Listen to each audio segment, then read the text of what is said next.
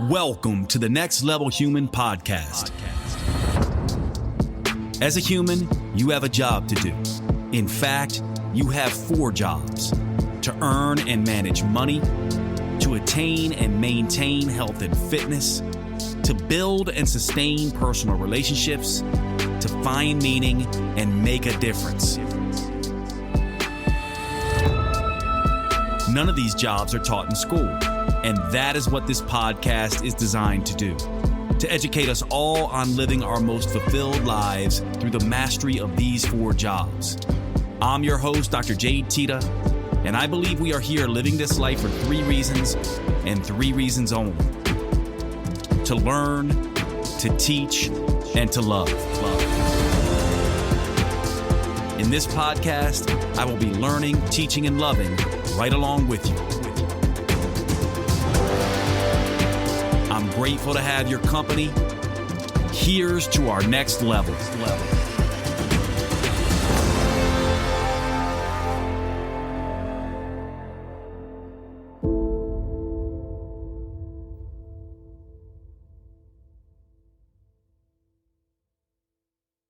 All right, everybody, welcome to the podcast. Special podcast today. I have 2 of my new brothers who are part of a men's group that we all are a part of. Shout out to our boy, Kelly Gardner.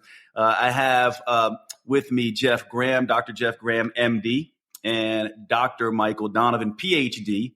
And today we're going to discuss how to individualize lifestyle, health, and fitness. So for those of you who are performance oriented, you're going to get a little something here because these 2 guys are very fit athletes and have done lots of different things. Both of them are heavily involved with CrossFit, but they've done a lot of different things. And of course, we're going to be talking a lot about how to individualize health. And just before we came on live, Michael, you were talking about this idea that, it's kind of overwhelming in the world today of health and fitness, right? It's incredibly complex. We've got the Huberman Lab podcast. We've got the Peter Attia podcast. We've got messages coming at us from left and right in social media, Facebook. Who knows what to do anymore? Now, here's 3 guys who eat, live, and breathe this stuff. How do you see this problem with individualization and helping people, sort of find the sort of way that is going to work best for them? Yeah, it's a question we're always trying to find the answer to for every individual. I think there's a happy medium between exactly what's good for you, because if you stress out too much about exactly what I should eat, what's the optimal workout, exactly for me, then you're going to be so stressed the fuck out that you're not, that then you have to battle that element. But, what works for you or works for Jeff is not going to necessarily work for me. Mm-hmm. So I think there's, a happy medium between what's optimal and, what might work for someone else, but isn't really tailored or individualized for you. Yeah, it's interesting, right? It's like, if I sit here and stress about all the different things that I could be doing and trying to find exactly what's going to work for me, I might be searching forever. So what I like, Jeff, is I like the term, and I'll throw this term out at you and I want to see what you think about it. I like the term structured flexibility. And I like this term because I feel like when we start out, we absolutely require a structure. The problem is that people can get stuck in structures. And from my perspective, there needs to be some flexibility in that. So we need some guardrails, right? We need a place to start, but then we need to learn how to be flexible within our own metabolism, our fitness level, our physical abilities. So I'm wondering what you think about that as a first step to helping people begin to get started with this. Yeah, I love that term. I haven't heard that, but the structured flexibility, I actually think something that I like to, you could almost make analogous to that, is adaptability to multiple different modalities as you build upon that, like you're talking about being within those guardrails. Since you're talking about guardrails, we'll use the analogy of bowling, but you get the bumpers in there at first, making sure you're actually staying in the lane. As you begin to feel comfortable staying in the lane, you maybe put a little spin on the ball as you're, getting used to seeing how it moves along the track going towards the pins. And you're probably going to change your stroke up throughout to get more precise or more accurate at any given point. I know, with the patients I deal with and then personally too, my experience has been that when I build too much structure, I get bored, right? I'm doing the same thing over and over again. It's hard to do that. I think you have to do some things that are more interesting and outside of what you have, the structure you've built. So, example would be going to the gym every day at these hours. I'm going to, the yoga studio or whatever it is. I'm doing this class every week. Man, you do for some people, a couple months, a couple of years of that, you're going to lose the passion, often. So for me, it helps to think about establishing those guardrails, making sure that I'm not falling out of certain parameters, but then, throwing in a day of randomly putting the running shoes on and stepping out the door or going out on a mountain bike ride when I normally would have gone to the gym keeps things a lot more interesting. And then I'm more grateful when I do get back to those places that have been part of the backbone of my structure after I've done something like that.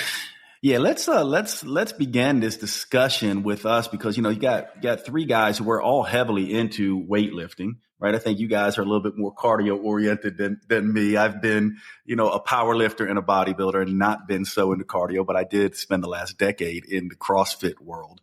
But if we're going to talk about where people start as a structure, right? And let's just talk about for the average person, then we'll get into the athletes too, because I've got two athletes here with me. So we would be remiss if we didn't cover that. But let's talk about the average person who's looking for what we might say, health and vitality and weight loss, right? Where do you think the structure starts with this? Because obviously there's a lot of different places we can go. There's intermittent fasting, there's keto diets, there's, vegan diets, and everyone has their sort of flavor that they're going to tell you to start with. But I'm wondering if the three of us, and by the way, just so you all listening know, we've never had this conversation, right? So this is one of the first times the three of us have ever sat down and talked. And so what we wanted to do for all of you is just take three guys who've been living and breathing this stuff and sort of tell you how we think about this and see where we converge. So you're certainly going to see some differences among the three of us. I'd be surprised if the three of us agree on everything. But let's talk a little bit about what would you, and we'll start with you, Michael, what would you say are the structures for, sort of health, fitness, fat loss that you would say are the big ones that most people need to adhere to? And then we can get into the flexibility a little bit later. Sure. And just to clarify, we have 3 hours here, right? Yeah. I think one of the things that gets overlooked is personality. And what does your personality lend itself to in terms of habits? And what's worked for you in the past? So whatever it is, we were talking about playing a musical instrument before. Yeah. Do you like being around people? Do you like a group setting, right? Or are you more of an introvert and you just want to have, put on a video at home or have a home gym or whatever? Do you like more structure? I was working with a client recently who I said, this is what you're going to do every day. And they couldn't do that to the T. And they were like, I didn't know what to do. They were, and so they were just like, tell me what to do within the week. And then I can fit that into my schedule, so, taking this question kind of a different direction, but, sustainability, number one is the primary thing, and especially when you're first starting out, I like to say, find a time every day that you can do one push-up. I think taking this from Atomic Habits, right? Mm-hmm. And if you can find a time every day for 30 days that you can just do one push-up, you can probably do 10 push-ups at that same time, right? You can probably do anything fitness-wise at that time because you found the time that works within your schedule. So from a personality and lifestyle standpoint, just keeping it super, super simple. And then we can layer on things. But if you don't have that foundation of what works for you, and so this could be taken from your work, from relationships, from what any place in your life that you've had success. What are those things that were there to support you in that? Is it accountability to a coach or a mentor? Is it accountability to your family or a boss or whatever, or just to yourself, you know? But I think that's the foundation for me. And what first comes to mind when I'm thinking of someone that's just beginning this journey. Yeah, I love this because, you know, we right away, the structure is already becoming individualized when we hear Michael talk. I have a model that I oftentimes use called the 4 Ps. It's basically like, look, you have your unique physiology, your unique psychology. You're talking about the psychology piece here, but then you have your personal preferences, which you're also alluding to. And then you have your practicals, right? Like, you know, some of us live in food deserts. Some of us have a Whole Foods right across the street. And so physiology, psychology, preferences, and practicals. It's really interesting that you went there right away. It's like, what can you actually do? That should begin sort of the structure. So, Jeff, you have thoughts on that? Yeah. So fitness, weight loss was the third fat thing. Loss, yeah. Fat loss and optimization. Yep. Health, fitness, fat loss.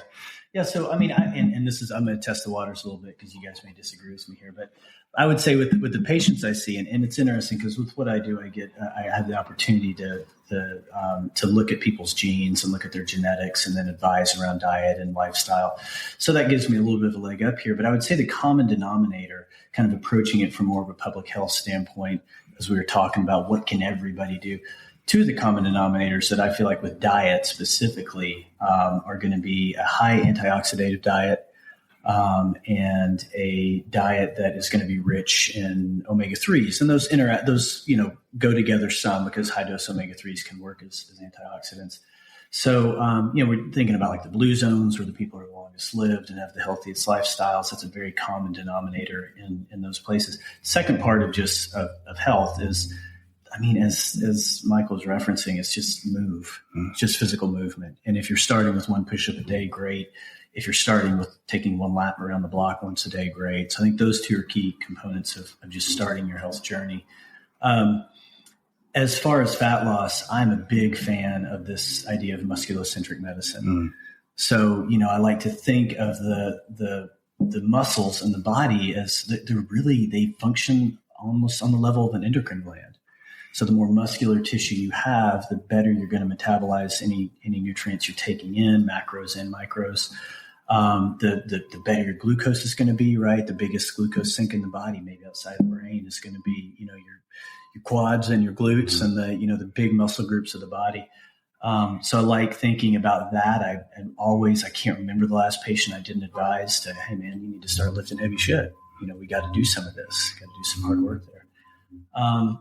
And then, fitness, I do think so we're taught, if we move into that realm, and again, these are Venn diagrams that overlap a lot. But that's where I feel like what Michael does, he's really got it dialed there, and what he's talking about, that becomes such an individualized discussion based on someone's goals. And then for what I do, we'll talk about someone's goals, but then come back and say, I know that you want to get your hemoglobin A1C better, or get better glucose control. And the way to do that right now, I know you're running 50 miles a week. You're not doing any lifting. We need to actually increase the amount of surface area you have to burn up that glucose. So, I think it's always an interesting conversation as you're individualizing to come back to the health concerns, kind of, as you're saying, get back to that basic level and say, I know we're going to go after this, but we need to modify a few things that might, help both facets there. Yeah, it's interesting, right? It's like we're already converging in my mind. I'll just reinforce back to you, and then you guys can say whether you agree with this or not. But it does start to harken back to this idea of naturalistic living, the so-called ancestral ways of doing things. When I'm listening to you both, from my perspective, we have to move, right? We can determine what that's going to be based on our preferences and our sort of psychology, but we definitely have to move.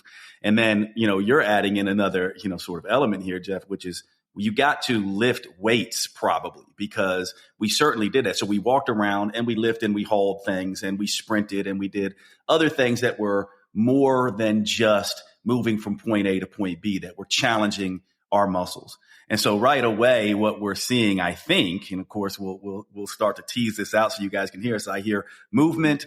I hear lifting or doing something that uses your muscles.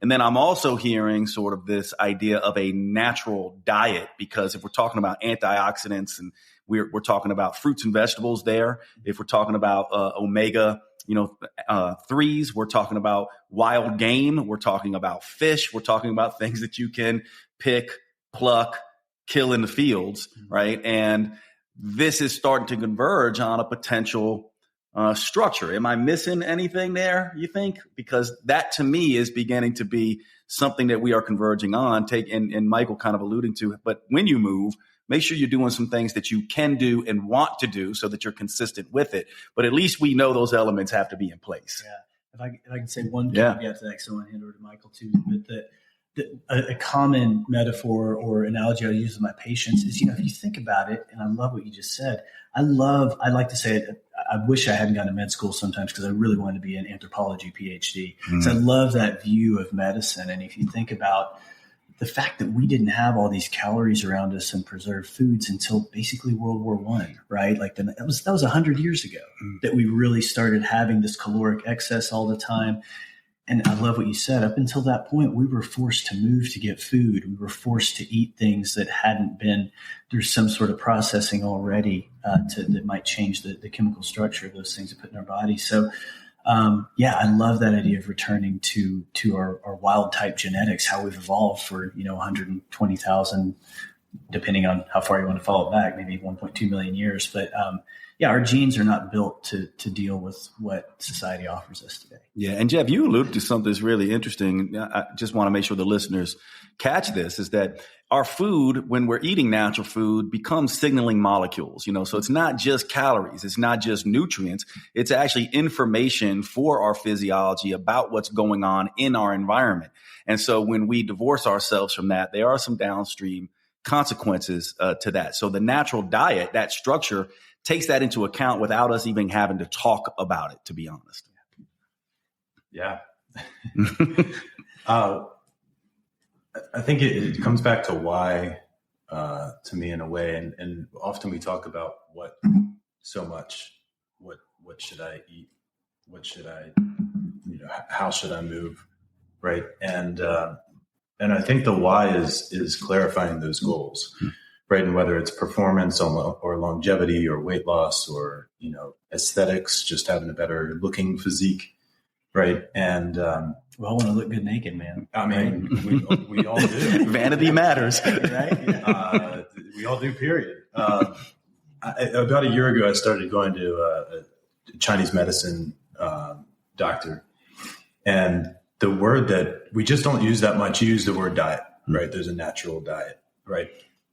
And diet has so many meanings and connotations and often negative ones. And the word that I feel like doesn't have a negative connotation in any circle is nourishing, nourishment, right? And so when we talk about foods that nourish you, that depends on what your physical state is or emotional state is right now. And it's, in the Eastern sort of concept of the doshas and the Ayurvedic and everything. But I think there's a blending that really makes sense in that. And, I was sort of deficient I needed to nourish my blood and I needed to nourish the yin because I'm so young. I'm so go, and it's interestingly, the list of foods that nourish both yin and blood were similar. And so I started eating more of those foods and I felt better, and it's not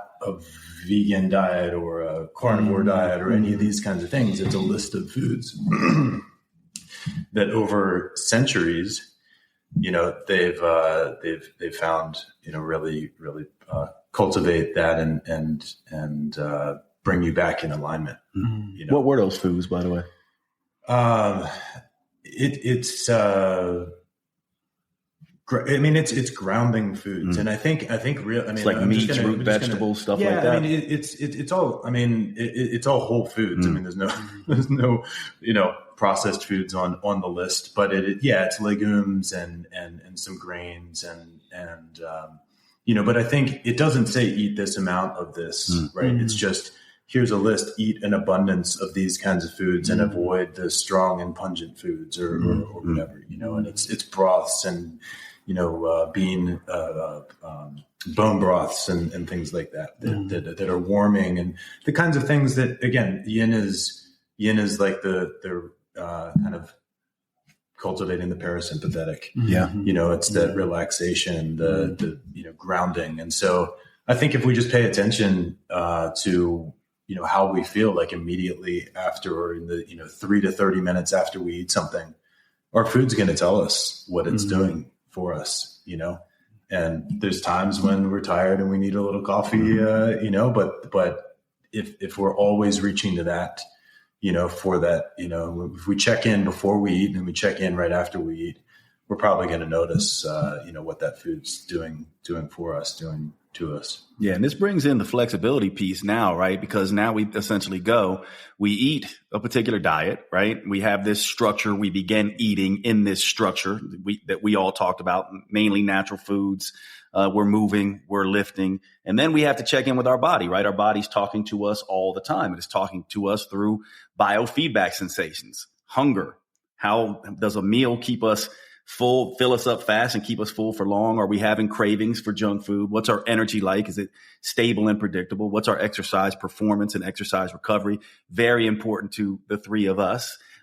Then there's things like, for women and men, libido, erections, menstrual function, and then signs and symptoms of disease, headaches, joint pains, things like that. So I think when we talk about this structure, so we say, okay, so now we have this structure, we have these guardrails, and then we essentially go, now you need to tap in and see how this diet, how this program is actually doing for you. And there's a sort of biofeedback aspect to this. How does the body feel? Right. And that's very individual. Like Michael, you were saying, and I just felt better. So for those of you listening, what might that be? Well, hunger, energy, craving, sleep, mood, all digestive function, all this stuff goes into it. So it's about being aware of your sort of physiological responses. And then, of course, we can go into some of the stuff Jeff does too, right? And that I do, running a lot of different labs, hemoglobin A1C, blood glucose, triglycerides, lipids. You can also look at that. So from my perspective, I go, now we're getting somewhere with the flexibility. If this approach that you're choosing for yourself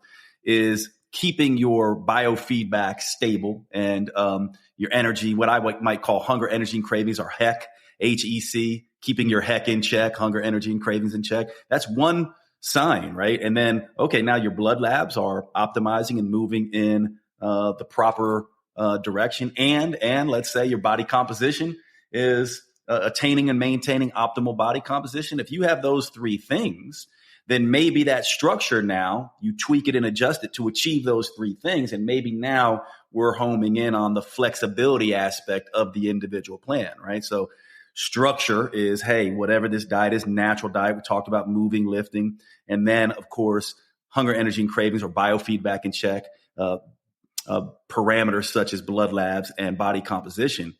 That tells you, I think, that you're heading in the right direction with this plan.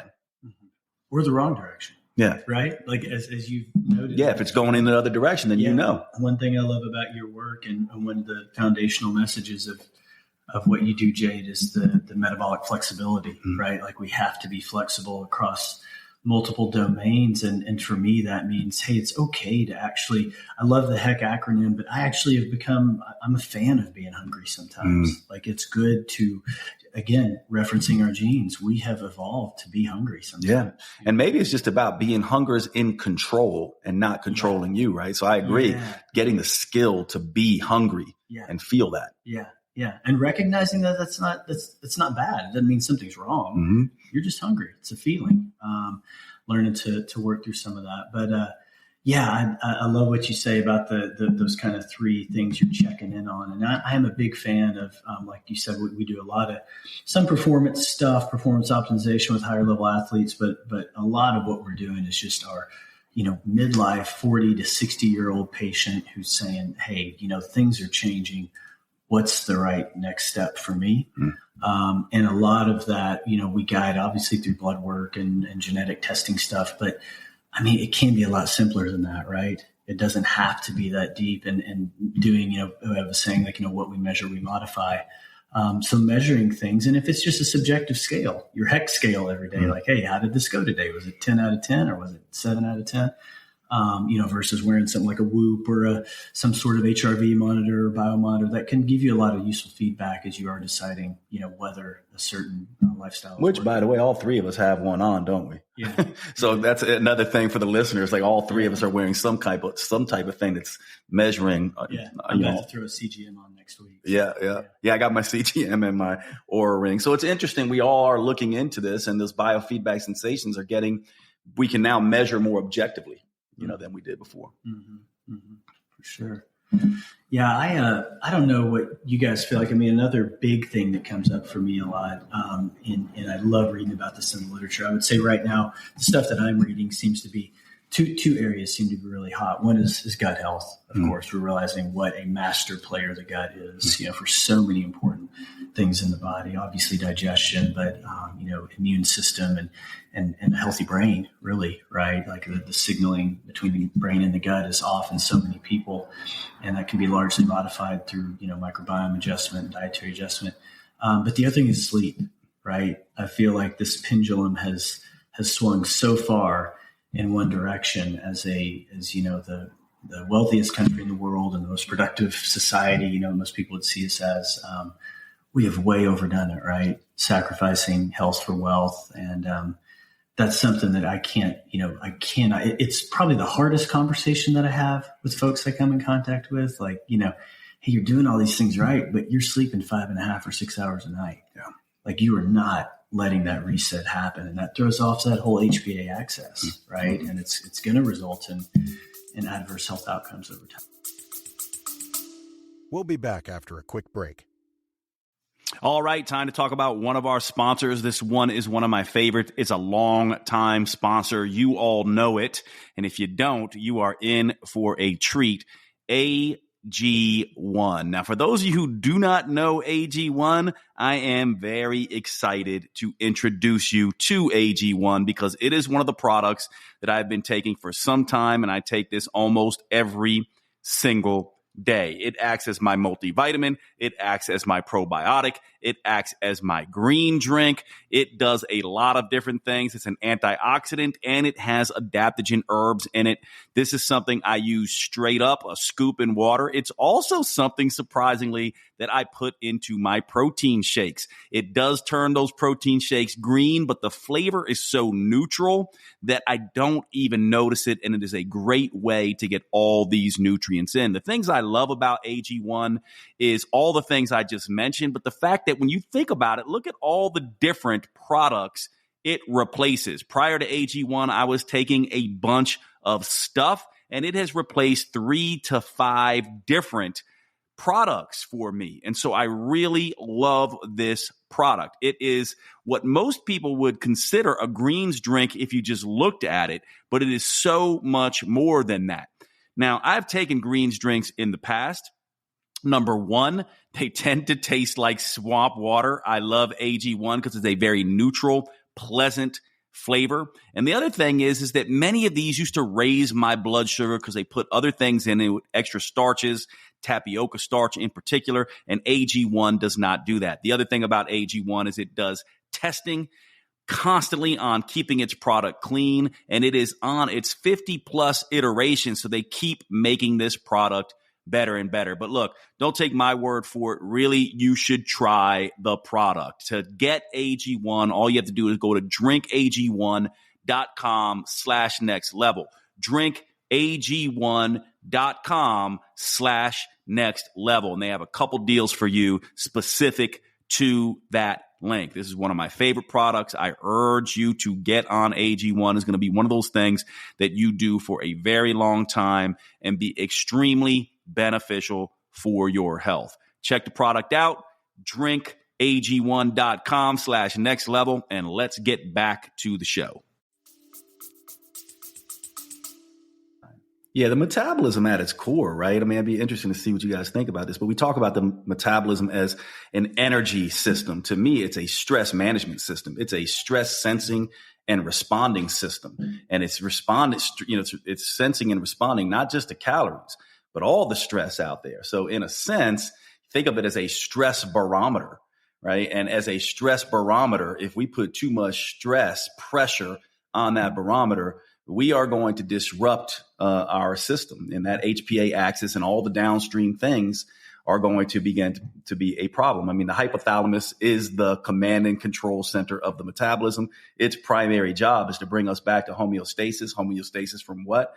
Stress. And when we look at it that way, now we start thinking much differently about, calorie management and all that kind of stuff. It's really about stress management, and sleep is huge, and rest and recovery and all the things a lot of us love. We love the training hard, but we also do lots and lots of recovery stuff. Like, I just hang out with these guys the other day in the sauna, cold plunge, contrast hydrotherapy. Part of that is our, need to recover, and our sort of understanding that we need to recover.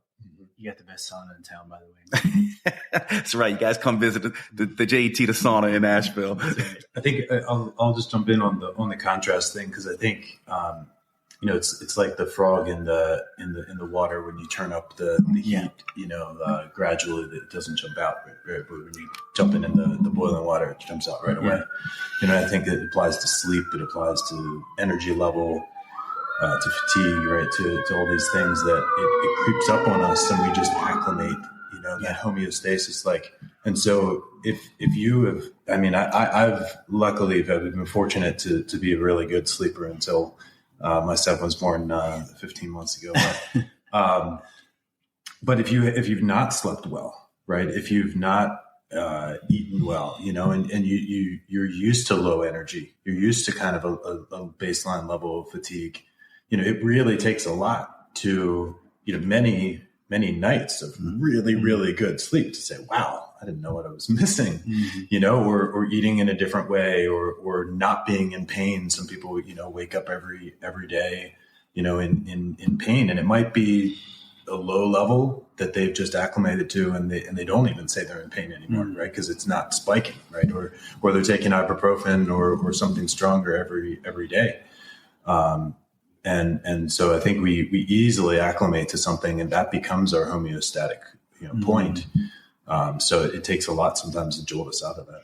Yeah, and we don't necessarily get fed back to us when we're talking about this idea of structure and flexibility about what's our healthiest thing that we can do. It usually revolves around diet and exercise. Rarely are we talking about the idea of rest, recovery, restoration, when it's really interesting that you're, three guys who eat, live, and breathe this stuff, that we're centering on this, because I would argue, and I would say it is the most important thing, especially in the world that we currently live in. And I wonder if you both feel the same way. I can definitively say, at least my opinion is, rest, recovery, relaxation is the most important thing. Most people are not thinking that way. They're just thinking diet and exercise, which for some people is an extra added psychological burden. I have to get my workout in. I have to do all of the things. I got to eat a particular thing. If I don't do it right, that's a stress in a sense. And so there is this component where we have to kind of be aware that what is going on with our stress burden and our stress load, and how much pressure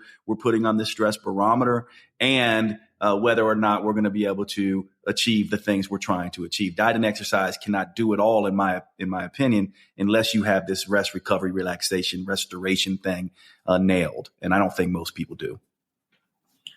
I'd agree with that 100%. I love your analogy, Michael, of the frog in the boiling water, because I think in the same way, interestingly, so that, the scientific, what we call that load that the hypothalamus takes on every day is our allostatic load, right? The amount of stress that's coming in. And I usually talk to folks about at least two different types of stressors. You could probably, stratify these out, but there's the major stressors: loss of a parent, loss of a loved one.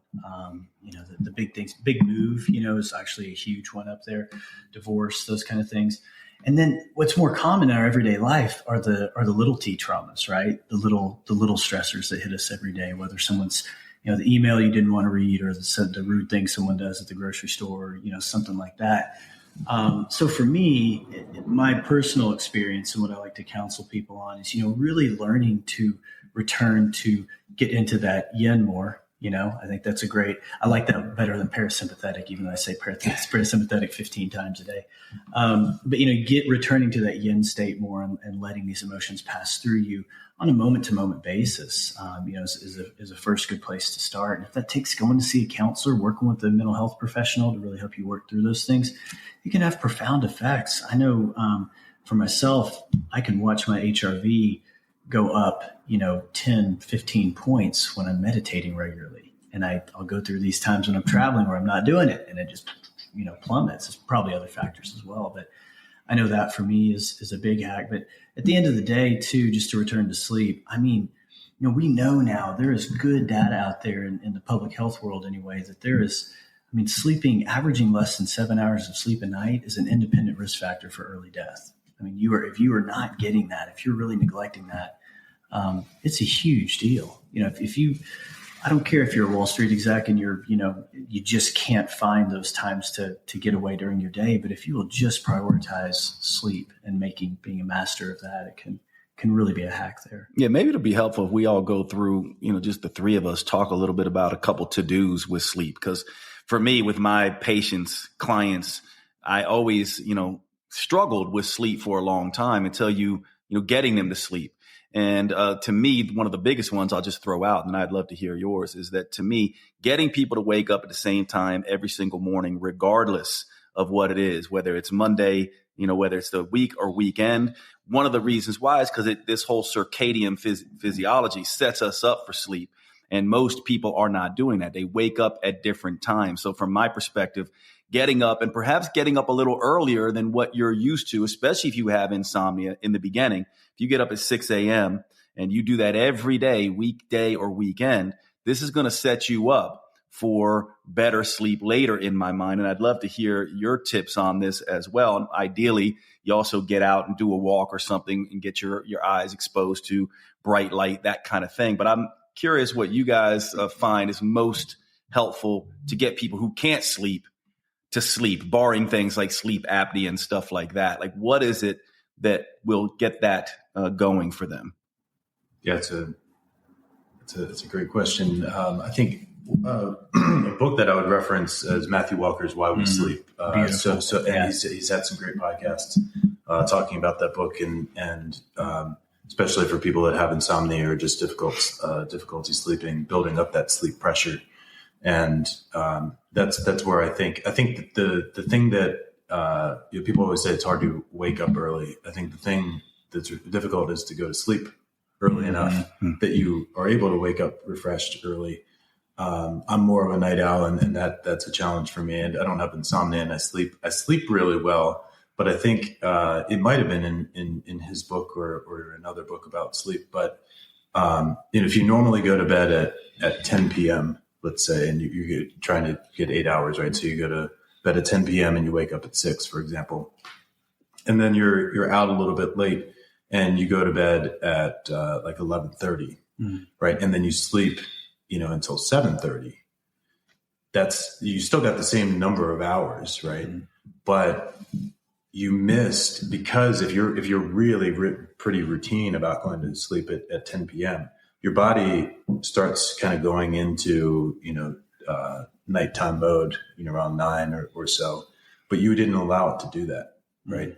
And so one of the reasons I wear a Garmin and probably the Oura Ring's even better for this, but sleep, the sleep stages and things. And I look at my heart rate during sleep and things like that. And it takes a while, especially if you're off that schedule, to see the heart rate drop into that restful mode. Right. And so, we can look at the number of hours, and, Fitbit and Whoop and others use different metrics for that sleep score. But I think, again, when I talk about nourishing food, like restorative sleep, right? Like that's what we're looking for is what helps us recover, right? Not just the number of hours in bed or the sleep score that our wearable gives us, but like, do we really feel restored? And so the consistency is really important, not just getting up at the same time. That helps us go to bed at the same time, which I think is the more critical factor. Yeah. I like that. I'm gonna caveat off that and say that to kind of use your idea that what I watch with myself and what is true in the scientific literature around sleep is you're getting that first half of the night, like you're talking about, it's when we get most of our physiologically restorative sleep, right? And it tends to be after midnight that we really drop into REM, which interestingly, if you look at the studies, sleep deprivation from REM is actually more dangerous than physiologically restorative sleep. So both are very important. Matthew Walker talks about that in his book. Mm-hmm. And I love that the same schedule every day.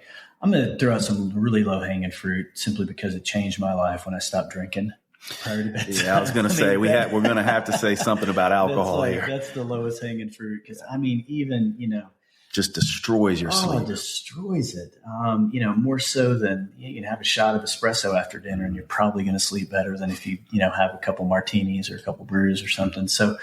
We live in a society where it is so normalized, and I firmly believe there's a time and a place for everything, and alcohol is definitely appropriate in a lot of different settings. But I think that if you got someone who's using daily, even if they're and especially with age, you guys know this. I mean, personally, right? We've all had this experience.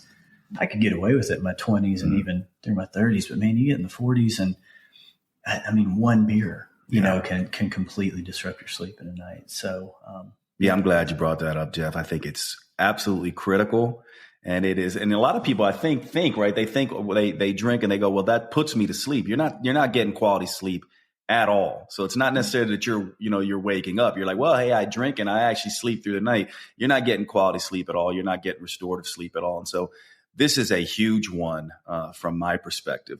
Well, let's talk about for people and other things that, if people can't sleep, since we're on this restorative thing, and then we'll get into some of the performance stuff. But what else would you guys, put in there? I'll just throw a few out and see what we talked about contrast, talked about sleep. There's naps. There's things like yoga nidra, right? Mm-hmm. Non-sleep deep rest, that kind of stuff. There's things like breath work. There's things like walking out in nature, slow walks and that kind of stuff. There's things like grounding. We hear all kinds of things that we can do that are restorative. Time with pets, as long as they're not shitting all over the floor and that kind of stuff. Loved ones, sex, physical affection. There's lots of things that we can do for restoration, meditation. What are, a few of your favorites that you think have the biggest bang for the buck besides sleep? We'll be back after a quick break. All right, time to break into the show for one of our sponsors. This is a brand new sponsor, and there is a lot of neat research around this product that you're going to want to listen to and pay attention to. The product is Qualia Senolytic. This product helps to address one of the key discoveries of the last decade in regard to aging. As our cells age, many of them begin to become arrested in their development. These cells stop dividing. They become senescent cells, kind of like zombie cells, right? These cells that are just hanging around, no longer dividing, and secreting negative compounds that have negative effects on the body. This is a product, Qualia Senolytics, that addresses this effect.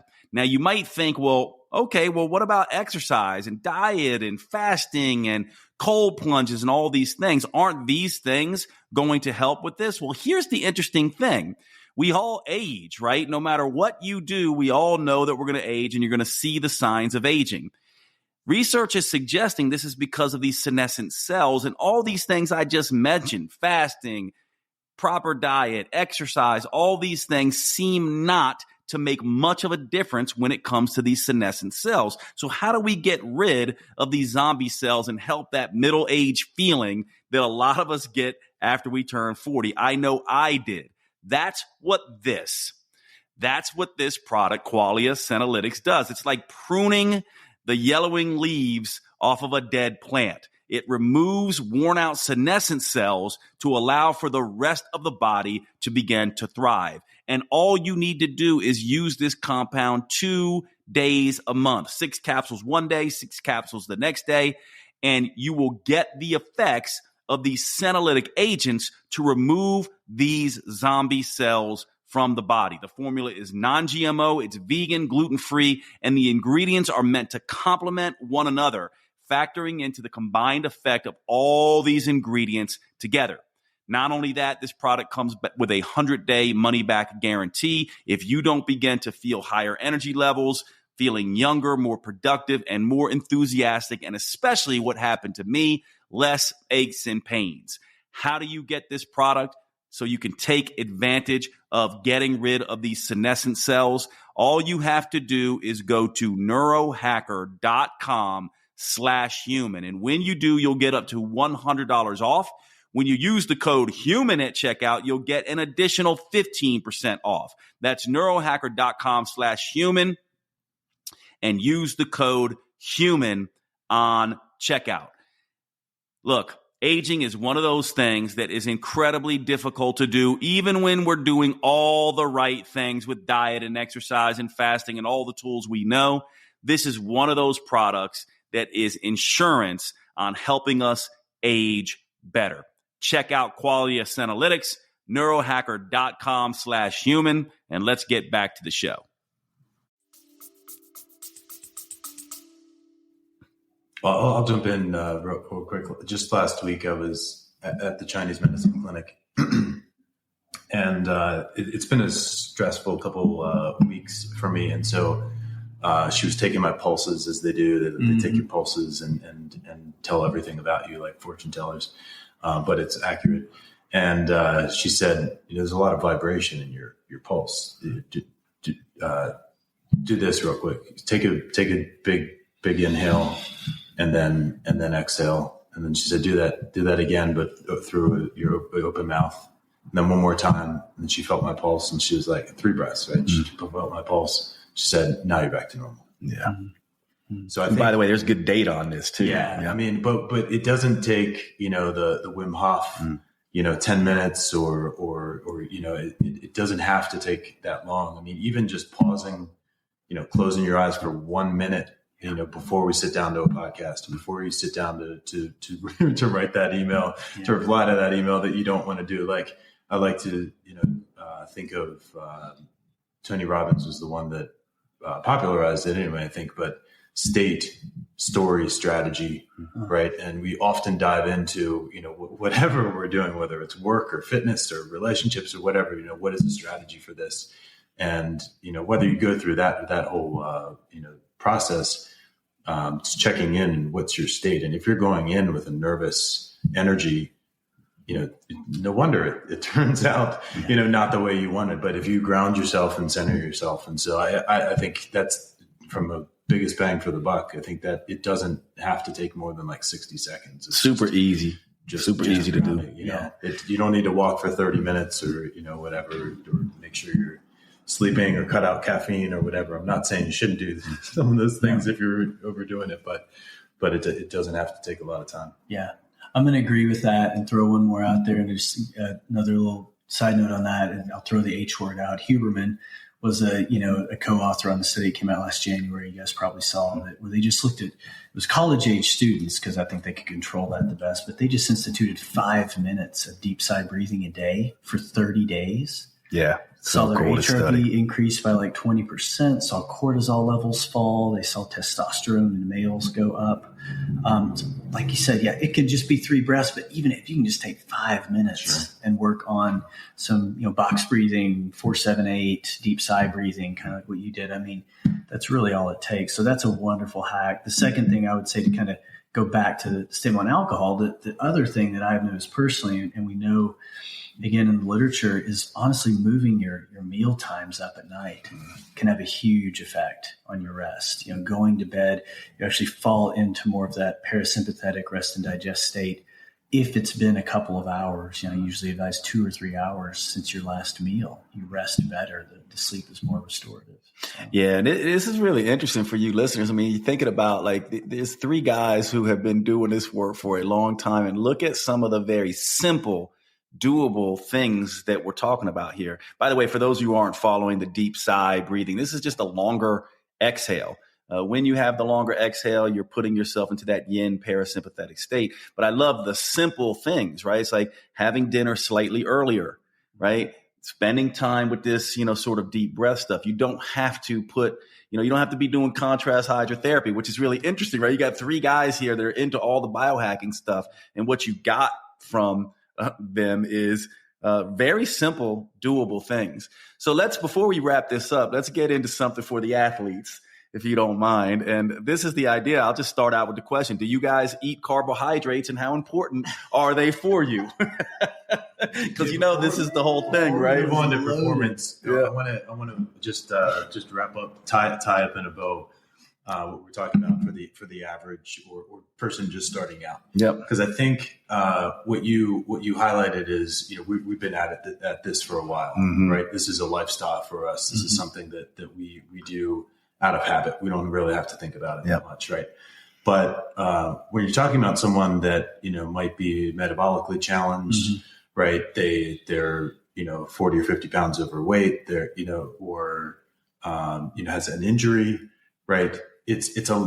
We know. I mean, it's easier to maintain whether it's our car or our body, right, than it is to repair. 100%. Right, and so I think every diet out there, whether it's Atkins or Zone or whatever, starts with a phase where you cut lots of things out, right? You cut out the crap, and then you build back in. And whether we're talking about fitness or diet or sleep or whatever, you kind of need. And we were talking about contrast, of cold plunge and sauna and things like that, right? You need that sort of jump start, I think, initially.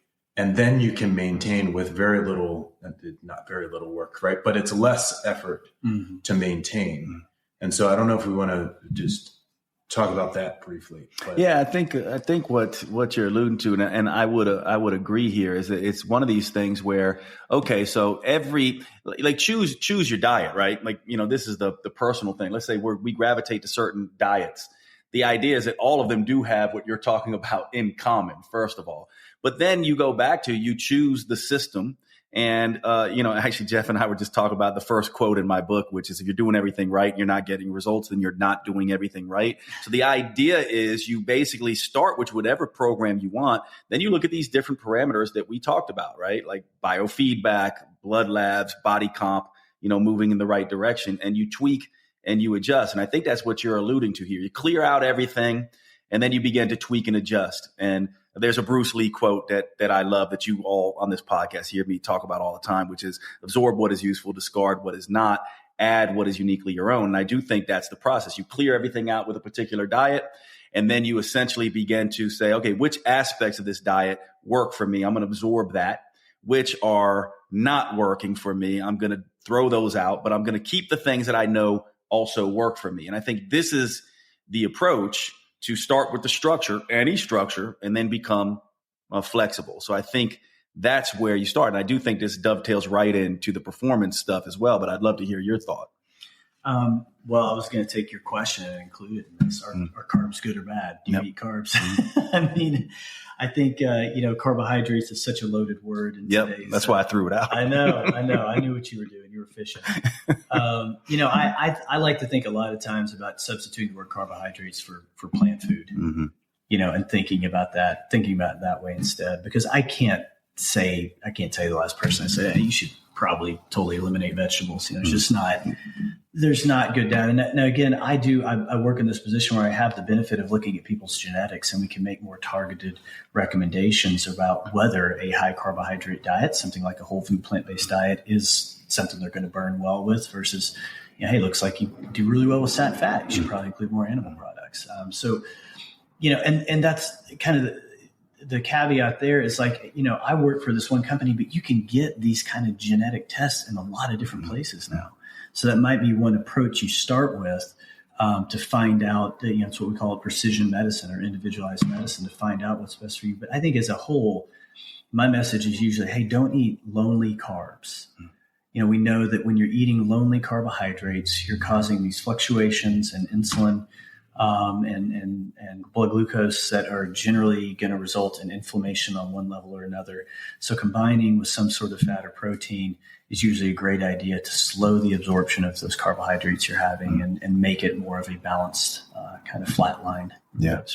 I have a similar approach. I essentially go, look, there's carbohydrates, and from my perspective, there's fruits, vegetables, and starch. Yeah. And, so fruits and vegetables, I think, are more of the nourishing types of things that we just got to have.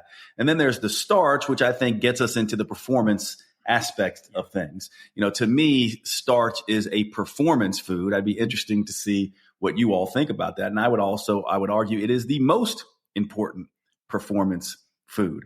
And so from my perspective, I oftentimes look at people who are athletes and who move a lot. And if you're not moving a lot, then I might say, look, stick with the fruits and vegetables. You might not require much starch.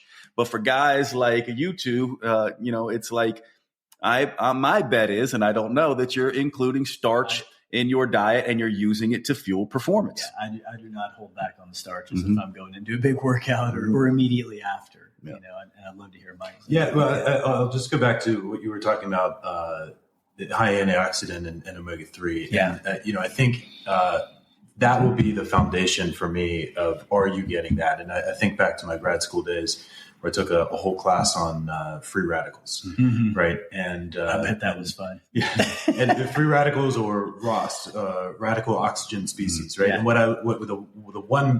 it was a very, very technical course, but I think the key takeaway is that basically these antioxidants that we talk about, it's a 1-to-1 ratio to basically encapsulate those and rid your body of free radicals. Okay, and so when we were talking about stress earlier, there's the spectrum of distress and eustress. So some stress is good, and exercise is a stress. Eating is a stress on our body from the digestion and absorption and metabolism standpoint.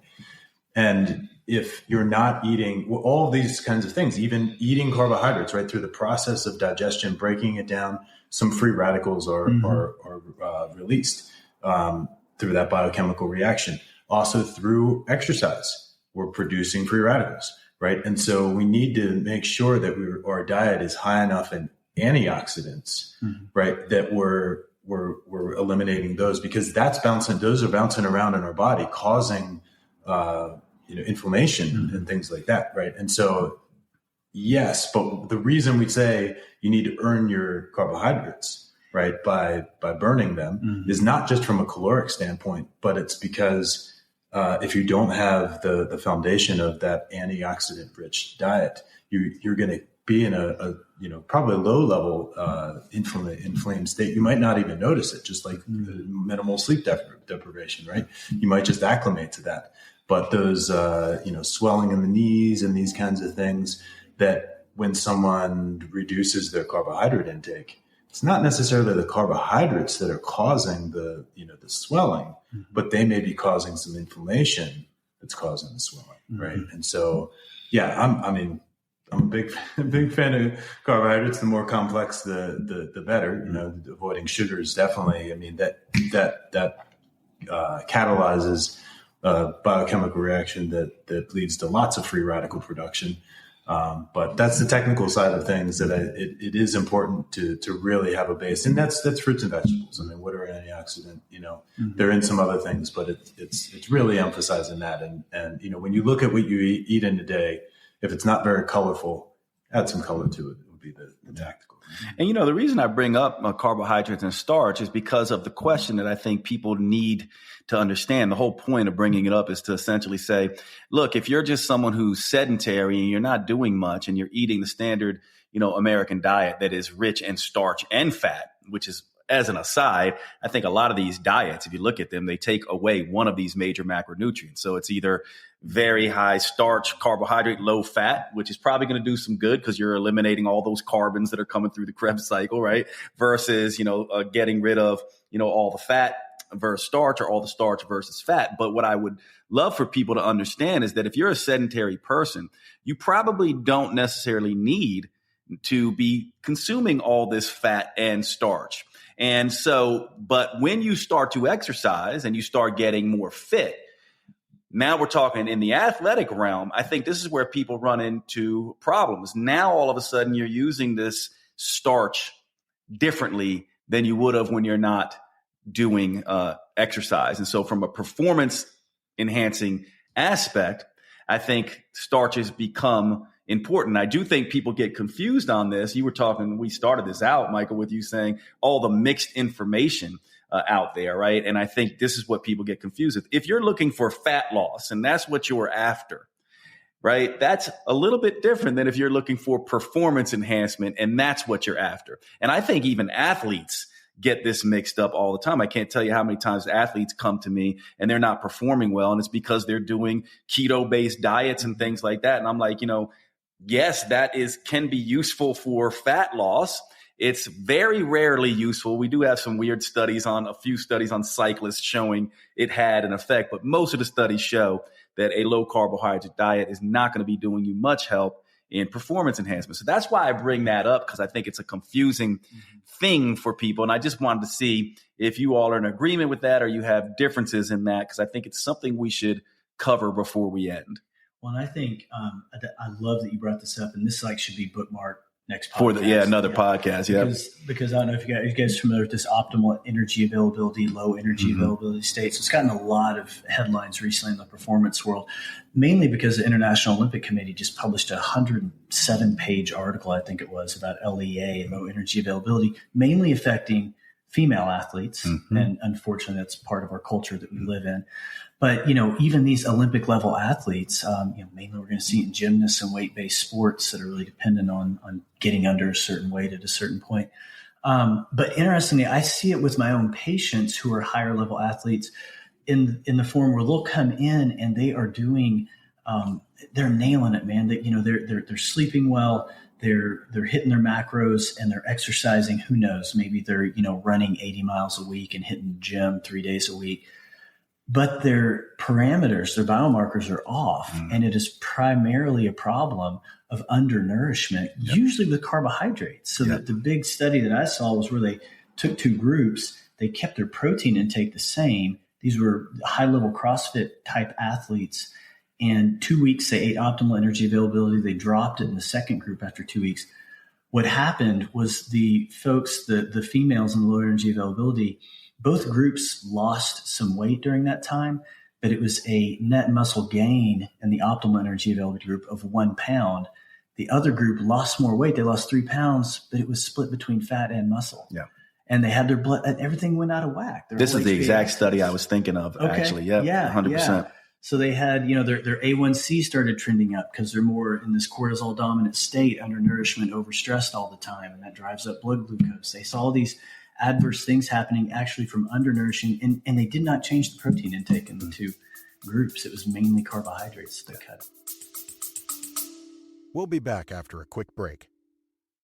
All right. Well, I have a new partnership to announce that I am very excited about. And this partnership is with the next level human company, ButcherBox. I consider them a next level human company because they are doing everything they can to source the best quality meats, as well as source those meats from companies and farmers that are committed to sustainable and regenerative animal husbandry, raising animals in the way that they are naturally supposed to be raised and doing right by the environment. And it is just what it sounds like, a butcher box. Imagine you had a butcher right down the street from you that put a box together for you of all the best quality meats that you could find. And that is what ButcherBox does. They send them frozen right to your door. And the animals are the highest quality, 100% grass-fed and grass-finished beef, never given antibiotics or hormones, humanely raised. Grass-fed beef is an incredible source of omega-3 acids, vitamins, and minerals. It is one of the healthiest foods on the planet. Not only is the beef superior, but they also raise crate-free pork that are humanely raised. Also, never with antibiotics or hormones in any of their meats. They also really pay special attention to their chicken. These are pasture-raised chicken, heirloom breeds. This means ancient breeds, wild breeds.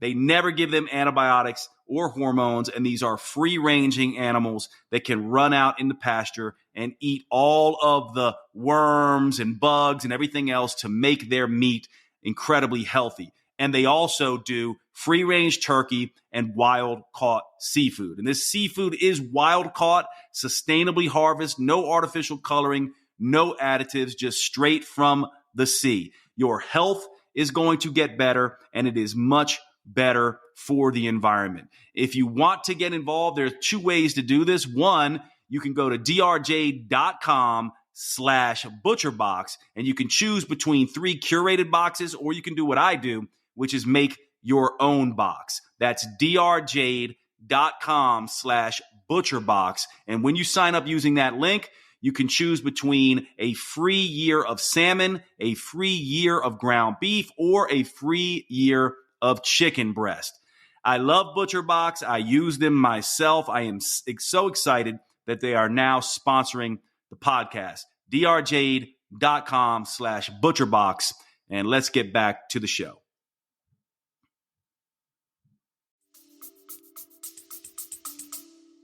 And with you women in particular, as you know, that's my area of expertise. With women, this is going to be even more of an issue depending on where you are in your menstrual cycle. As you move into the luteal phase, this is going to be even more of, an issue because of what progesterone does to insulin kinetics. Yeah. So, that's one of the things that I wanted to just get from you two, because I do think this is a very confusing area for people, and people are getting the 2 things mixed up: what you're doing for your health and fat loss versus what you're doing for your performance. Yeah, I'll just say one more thing about that. I think we say sometimes a calorie is a calorie, right? And I hope that's been debunked enough that's a myth that we're not propagating. But carbohydrate, fat, and protein definitely have. I mean, we could just test it right now, but they definitely have different satiating effects, right? And if you ate 200 calories of pasta, right, versus 200 calories of almond versus 200 calories of chicken, right, you're gonna be hungry a lot sooner with just the pasta, right? And so when I was working with clients more on nutrition a decade ago, I always said 2 + 1 was my rule. And so the 1 was a fruit or vegetable. And so in every time you sit down to eat something, include either carbohydrate and protein, carbohydrate and fat, or fat and protein. And you should be able to, especially when you're starting out, look at it on your plate and point to it. That's a carbohydrate, that's a fat. Right? And sometimes, and then add a fruit or vegetable, because the fruit or vegetable adds fiber, which slows the digestion and absorption even more, and so you don't get the glucose spike. But I think sometimes people want to reduce calories, right? And so they go go out to dinner and they get the bread basket and they're like, "Oh, I'll pass on the butter," and they end up eating the whole bread basket because it just it's so easy to eat a delicious bread without anything on, or I'll skip the Alfredo sauce, I'll cut the calories, right, and I'll just have the sauce that doesn't have any fat, and then you go home and you're hungry right away because you're just eating those carbohydrates. So I think the hormonal effect, right, of food is also an important factor. Yeah, 100%. So let me just wrap us up here, kind of walk us through kind of what we covered, and then let Jeff and Michael, sort of add anything they want. So we started this discussion talking about how confusing it is and we hope we didn't add to that and hopefully simplified it for you. But the idea is we started kind of with this idea of structured flexibility, and we kind of converged on a structure that I think we all like, sort of this natural foods, making sure that we move, making sure we lift, right? And we kind of looked at this through the anthropological lens as well. And then we talked about the flexibility part, which we adjusted a lot here, which is, we went into rest and recovery and how you need to optimize for that. We went into the idea of looking at your biofeedback, looking at your body composition, looking at your blood labs. Jeff talked a lot about the genetic testing, which he's an expert in. So these are the ways that we sort of get into this flexibility aspect of things. Spent a lot of time talking about rest and recovery and sleep. And then here at the end, we went right into talking about performance and some of this confusion around fueling for performance versus health and fat loss, effects, and that we need to kind of get that right. And so to me, where I would leave this, that I would essentially say the structure is something that we all sort of can converge on. And it's slightly different if you're a health and fat loss person, as we talked about, versus a performance person. But generally natural foods And if you're the health and fitness person, you're essentially, reducing, the junk foods and moving and lifting. But if you're a performance person, you need to make sure you're not getting into this low energy availability. And that is a difference. Both groups, you really need to optimize recovery and pay close attention to that. And we covered, some of that for you. So I think that's where we are. And I hope that simplified things. And I just want to get final thoughts. And I'll let you go first, Jeff, in terms of what do you feel like we missed out on? What do you feel like you want to make sure people emphasize, or any other thoughts that you have? Well, I can already predict 2 podcasts ahead now, so we definitely need to talk about the performance and energy availability. Yeah. And then I would love, just because I know you guys are both have been in this field long enough to have, and Michael's research lab experience, and Jade, just your human experience. I'd love to have an episode about supplements. Yeah, because 100%. There's a lot of confusion out there around that. Specifically, there's some great ones for antioxidation. I think we could talk about it at some point. But yeah, man, I can't add much to what you just summed up. I think every day I try to live wilder. It's kind of the motto with the business I work with, and that just refers to getting back to the way our genes are made. So some days I find myself frustrated at noon. I'm like, God, I didn't work out this morning, because I do live that lifestyle.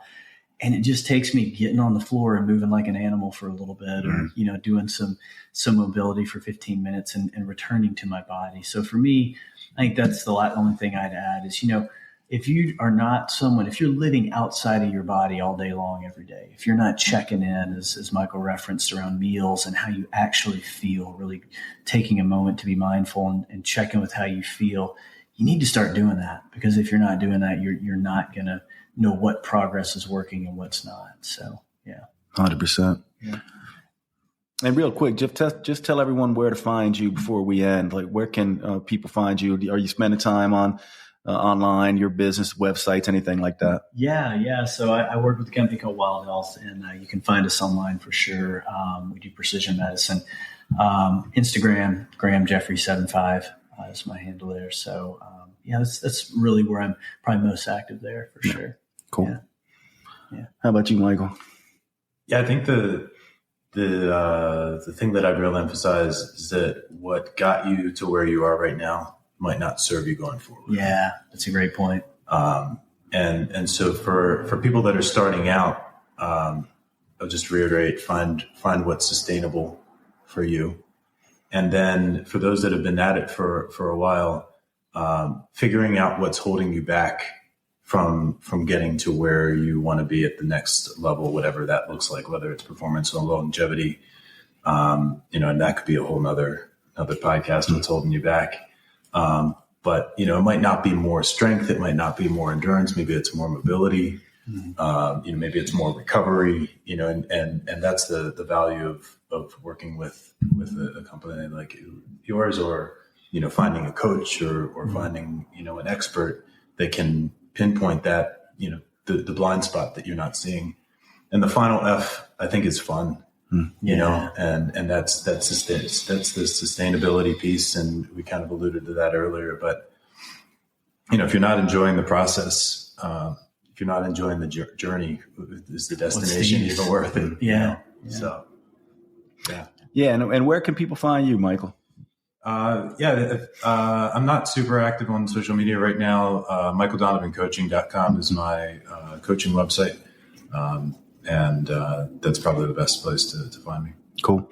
So thanks so much to everybody for hanging out. You're going to be seeing hopefully more of the three of us, because I want to do more of these with these two guys. I just think they're super smart. They have a slightly different perspective than my own, and we can just all learn a ton. So thank you both for being here, and I will see you all at the next show.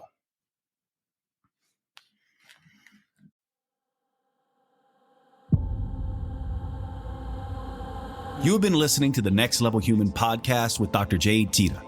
If you enjoyed this episode, please make sure you subscribe and consider leaving a review. You make the biggest difference when you pass on your lessons and inspire others. That's why reviews like this are so powerful. Your words may be the only ones that resonate for someone else. Please remember the information in this podcast is for educational purposes only.